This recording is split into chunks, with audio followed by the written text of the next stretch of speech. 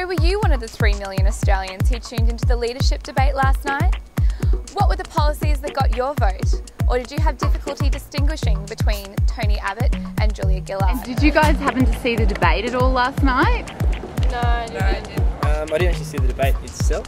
I followed the whole thing through Twitter while I was at dinner. And yeah, from the whole thing I saw on there, kind of hard to tell really, because no one really actually spoke about what anyone was saying. It was just sort of more about what they were wearing and, you know, how they acted. Not another conservative man. No, I think Tony is really good. He's conservative, but I think he can lead Australia better than the. After finding it difficult to gain a consensus from the public, we spoke to Dr. John Harrison, an expert in political science and research at the University of Queensland, about who he thought the real winners of this debate were. The debates are set up by the campaign directors of each of the parties.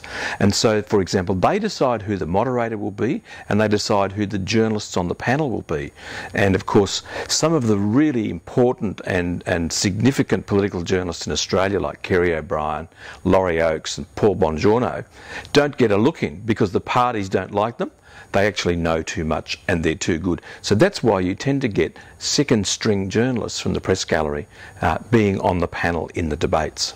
The people who are controlling the worm are a group of people who are selected as being undecided voters, that is, they're swinging voters, equal number of men and women, and they basically have a little slider and they're watching the debate on TV in another room and they move the slider up and down when they agree or disagree with what the speaker is saying. So they are randomly selected, but I suspect that they are not particularly well selected, and it doesn't have a great deal of reliability and validity as a research method.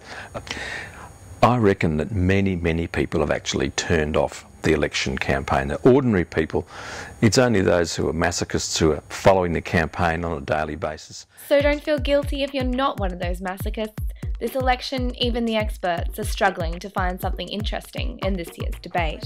I thought the worm was the most interesting character in the whole debate, and even the worm was a little bit sedated.